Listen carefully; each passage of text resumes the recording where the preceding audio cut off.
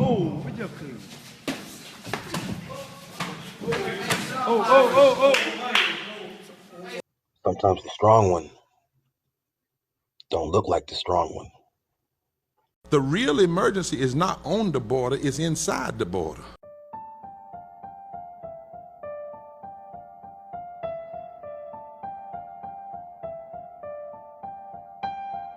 An article came out just yesterday that said if the minimum wage increases had kept up with corporate increases for corporations leaders, the minimum wage would be $33 an hour.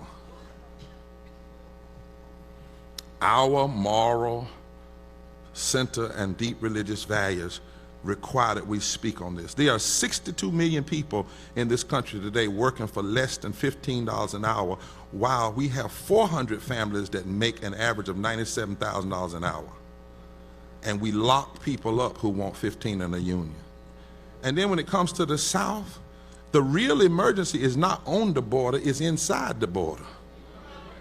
And the real emergency is down here in the South, where extremists and a greedy oligarch continues to play poor white folk and poor black folk and poor brown people against one another.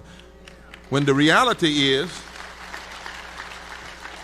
in the 13 former Confederate states, from Texas to Maryland, there are 52 million poor and low-income people. 24 million of them are white. 28 million are people of color.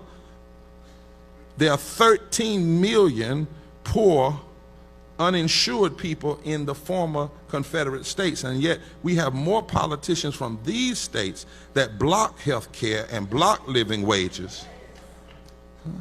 1/3 of the total number of the poor people in America come from 13 states. 13 states.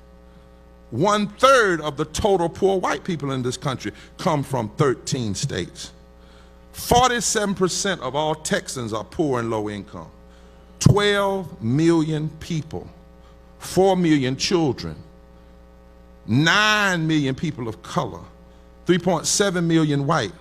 In this state, there are, while we are discussing ending a partial health care, 4.2 million are uninsured, the most in the country. And legislators and senators from this state who, when they got elected by voters in Texas, automatically got free health care, paid for by you, covering pre-existence, now want to vote and try to undermine the people having what they have. That's a form of moral sickness. When you get something only because the people elected you, and then you don't want the people that elected you to have the same thing that you have because you're more committed to the corporation than you are to the people. The people, us, we are the real strong ones. Shalom.